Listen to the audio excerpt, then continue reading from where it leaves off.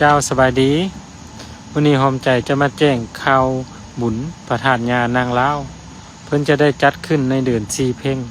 กงกันกับวันที่3เดือน3ปี2026ปีนี้เพิ่นจะจัดยิ่งใหญ่กว่าทุกๆปีเนาะจะมีงานมหกรรมผู้ไทยคืนถิ่น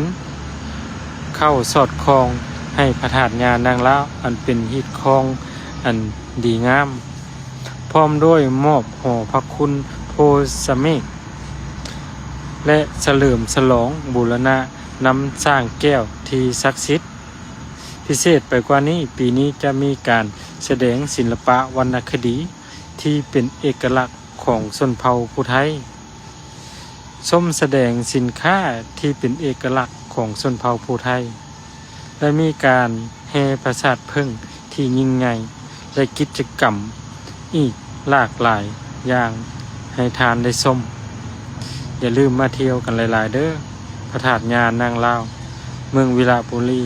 แขวงสวรรณเขตประเทศลาวเมืองวังอันคำเมืองเก่าแก่อีกเมืองหนึ่ง